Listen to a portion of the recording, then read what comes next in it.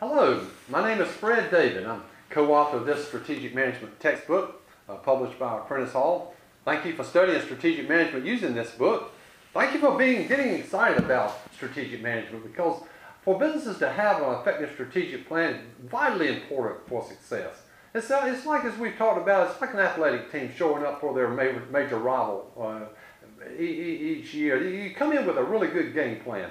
That's what this textbook is all about, how businesses establish a strategic plan.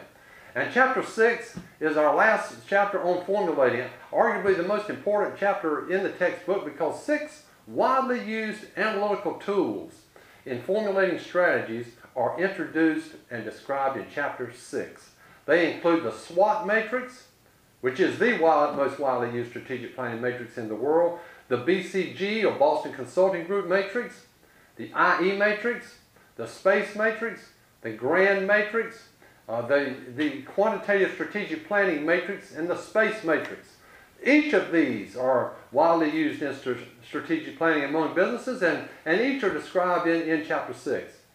You see early in chapter 6 the 3-stage analytical framework, where we have our input stage, our matching stage, and our decision stage. So input, we covered in the prior chapters, where we gather, assimilate, and prioritize the input information internally and externally. The matching stage, where we match our internal with external factors. Like I said, the SWOT matrix, more businesses utilize the SWOT matrix than any other. But the Boston Consulting Group, which is a portfolio matrix, is vitally important, because that gives businesses a sense of how most effectively to allocate resources across divisions by product or divisions by region primarily. And that's one of the major decisions businesses face each year, is how most effectively allocate resources across various product lines and across various countries. You know, a couple of quotes mentioned in chapter 6 there. General P.X. Kelly said, "Life is full of lousy options." And you know, life is full of a lot of lousy options. And chapter 6 is devoted to showcasing and describing how firms can minimize making lousy options. Another quote there in chapter 6, you may have heard of before, Rudin's Law, is that when a crisis forces choosing among alternatives, most people choose the worst possible one. So we don't want to have to wait till a crisis if there's any way possible. We want to be proactive and influence and anticipate and initiate rather than being reactive. And chapter 6 talks all about how to do that effectively using the analytical tools presented there.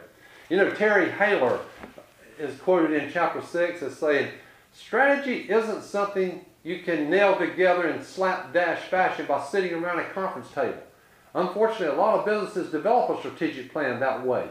Just a few executives sitting around a conference table deciding on what to do, Terry Haler says, in slapdash fashion, without gathering the necessary input from the internal and external assessment, without using the appropriate analytical tools as described in chapter 6. So there's a right way to do strategic planning. There's a right set of tools to use. Chapter 6 includes those, describes those. Success rarely happens by accident.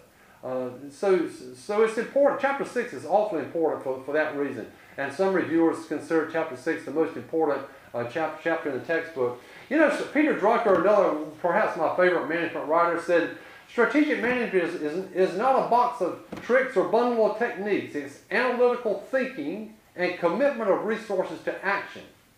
But quantification alone is not planning." So intuition coupled with analysis is going to be the key to effectively developing, doing strategic planning. Thank you for being here with us today. We're going to move on shortly now to chapter 7, which is our first chapter on implementing chapters. You know, Vince Lombardi, the legendary coach of the Green Bay Packers, he said, "The best game plan in the world never blocked or tackled anybody." What he's saying there is, you can follow all these techniques and formulate the best strategic plan, but somebody's got to execute on that. And that's what we begin to get into with the next chapter 7. So please stay with us. We're going to move on now to chapter 7, our first one on implementing strategy.